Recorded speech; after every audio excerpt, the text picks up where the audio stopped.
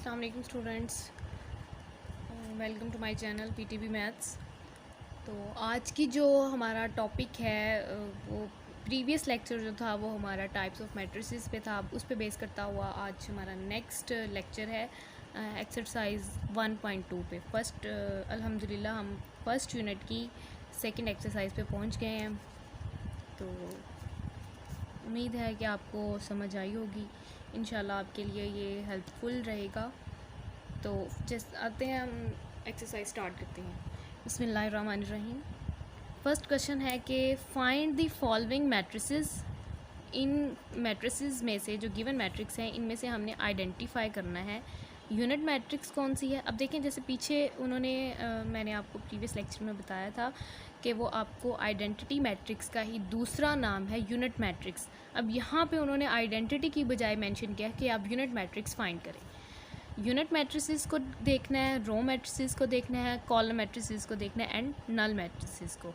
अगर तो आपने पीछे वाली सारी डिफाइंस देखी हैं तो आपके लिए ज़रा भी मुश्किल नहीं है कि आप इनको सॉल्व करें, लेकिन फिर भी मैं बता देती हूँ।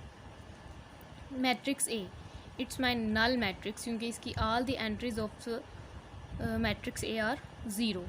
अब बी जो है मैट्रिक्स, ये मेरी रो मैट्रिक्स है क्योंकि इसमें एक ही रो है लेकिन कॉलम एक से ज़्यादा है। सी मैट्रिक्स जो है वो मेरी कॉलम मैट्रिक्स है क्योंकि इसमें एक कॉलम है और रोज़ एक से ज़्यादा हैं। अब डी मैट्रिक्स जो है ये मेरी यूनिट मैट्रिक्स है क्योंकि इसके डायगनल वाले जो एंट्रीज़ हैं वो 1 1 है, उनमें यूनिटी आ रही है, 1 आ रहा है। अब जो मेरी ये मैट्रिक्स ई है ये भी मेरी नल मैट्रिक्स है क्योंकि इसमें फ़र्स्ट रो और फर्स्ट कॉलम है और जो एक एंट्री है वो ज़ीरो है, तो ये मेरी नल मैट्रिक्स है। एफ़ जो है वो मेरी रो मैट्रिक्स है। तो फर्स्ट क्वेश्चन इज़ डन। अब from the following matrices identify square matrices, rectangular matrices, row matrices, column matrices, identity matrices and null matrices. ये सब आपको तभी समझ आएगा जब आप मेरे प्रीवियस लेक्चर की डेफिनेशंस जो हैं वो देखेंगे, तो इंशाल्लाह आपके लिए ये सवाल करने कोई भी मुश्किल नहीं है। तो फर्स्ट जो क्वेश्चन है, अब इसमें हमने देखना है कि कौन सी मेरी रो मैट्रिक्स है, स्क्वायर मैट्रिक्स है, कॉलम है, नल है, रेक्टेंगल है। जैसे कि ये देख रहे हैं इसमें 2 रोज़ हैं लेकिन 3 कॉलम्स हैं, तो ये मेरी कौन सी मैट्रिक्स बनती है जिसमें नंबर ऑफ़ कॉलम्स और नंबर ऑफ़ रोज़ की तादाद बराबर ना हो, वो मेरी मैट्रिक्स होती है rectangle matrix. So it's my rectangular matrix. Second जो है ये कॉलम मैट्रिक्स है। थर्ड जो है ये इसमें 2 रोज़ हैं और 2 ही कॉलम्स है, ये मेरी स्क्वायर मैट्रिक्स है। इसमें ये मेरी जो है आइडेंटिटी मैट्रिक्स है, आइडेंटिटी भी है और स्क्वायर भी है, स्क्वायर मैट्रिक्स भी है, देख सकते हैं आप। और ये जो है ये मेरी रेक्टेंगल मैट्रिक्स है, ये मेरी रो मैट्रिक्स है, इट्स माय कॉलम मैट्रिक्स। और ये एक स्क्वायर मैट्रिक्स भी है, मेरी जो 8th क्वेश्चन है वो मेरी स्क्वायर मैट्रिक्स है। और 9 जो है वो मेरी नल मैट्रिक्स है। अब दूसरा क्वेश्चन भी हमारा सॉल्व हो गया। इसी तरह मेरी जो है from the following matrices identify diagonal, scalar and unit. देखिए यूनिट मैट्रिक्स का यहाँ पे भी आइडेंटिटी मैट्रिक्स ब्रैकेट में उन्होंने लिखा हुआ है।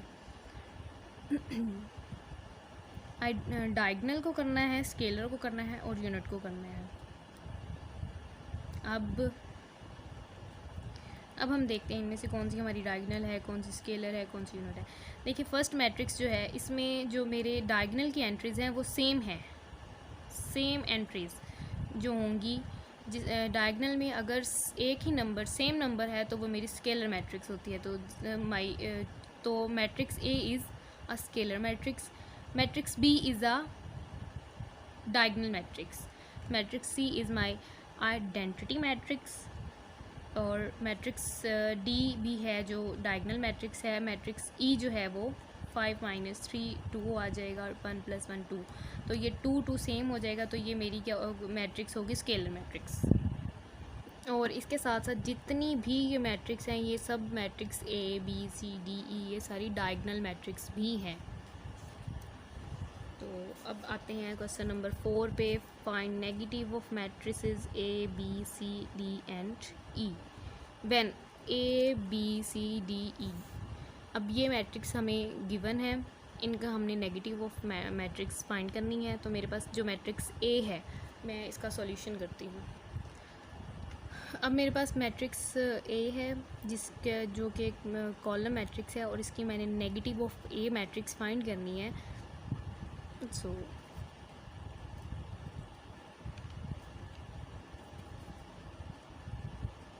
गिवन मैट्रिक्स, जब आप अपने क्वेश्चन की स्टेटमेंट लिखें तो जब सॉल्यूशन में एक बार फिर दोबारा उस मैट्रिक्स को राइट करें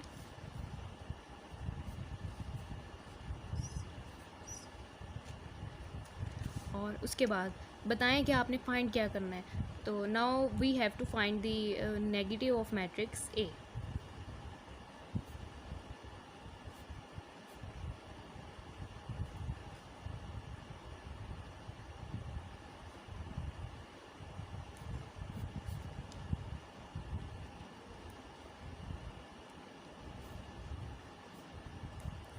ऑफ ए, तो negative matrix of A is equal is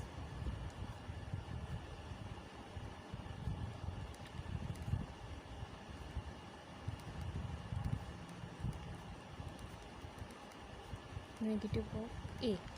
अब नेगेटिव ऑफ ए मेरे पास क्या आएगी कि जिन मेरी एंट्रीज़ के साथ माइनस है उनके साथ मैंने प्लस कर देना है, जिनके साथ प्लस है उनके साथ माइनस कर देना है।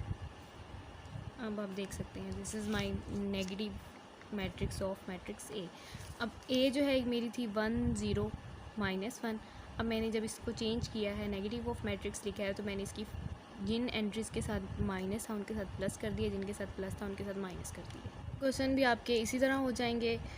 और उसके बाद जो फिफ्थ क्वेश्चन है वो है find the transpose of each of the following matrices. मैंने आपको एग्जांपल में ट्रांसपोज लेके दिखाया है, उन्हीं सेम लाइंस को फॉलो करते हुए आप इनका ट्रांसपोज ले सकते हैं।